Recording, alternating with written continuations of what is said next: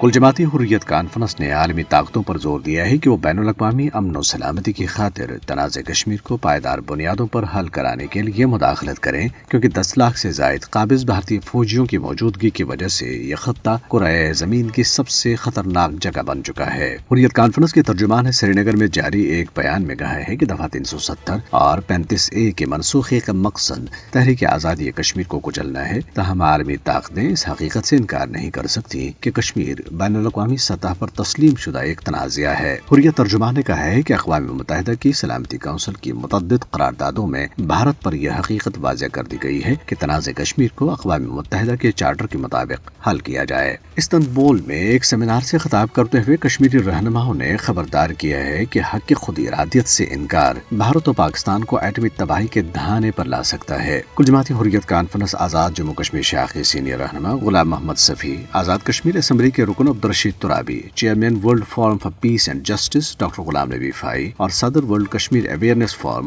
Doctor Ghulam Nabi میر اور دیگر نے سیمینار سے اپنی تقاریر میں کہا ہے کہ کشمیر ایک سیاسی مسئلہ ہے اور اسے بھارت، پاکستان اور کل جماعتی حریت کانفرنس کی قیادت کے درمیان سفریقی مذاکرات کے ذریعے حل کرنے کی ضرورت ہے۔ حریت کانفرنس آزاد جموں کشمیر شاخ کے سیکرٹری اطلاعات امتیاز وانی نے بھارتی تحقیقاتی اداروں کی طرف سے جماعت اسلامی سمیت آزادی پسند رہنماؤں اور کارکنوں کے گھروں اور دیگر املاک کو ضبط کرنے کی کارروائیوں کی شدید مذمت کی۔ انہوں نے کہا ہے کہ بھارت ایک طرف کشمیری نوجوانوں کو قتل، گرفتار اور لاپتہ کر رہا ہے اور دوسری طرف مزاحمتی رہنماؤں اور کارکنوں کے گھروں کو ضبط کر کے ان کے حوصلے پست کرنے کی ناکام کوشش کر رہا ہے۔ ڈوگرا سوابھیمان سنگھٹن پارٹی کے چیئرمین چودھری لال سنگھ نے جموں میں پارٹی کے ایک اجلاس سے خطاب کرتے ہوئے افسوس کا اظہار کیا ہے کہ جموں کشمیر کو ٹکڑے کر کے بھارت کے زیر انتظام 2 علاقوں میں تقسیم کر دیا گیا ہے، جو اس سے پہلے تاریخ میں نہ کبھی دیکھا اور نہ سنا گیا۔ انہوں نے کہا ہے کہ بھارتیہ جنتا پارٹی نے جموں کے لوگوں کو اپنے تمام وسائل سے محروم کر دیا ہے۔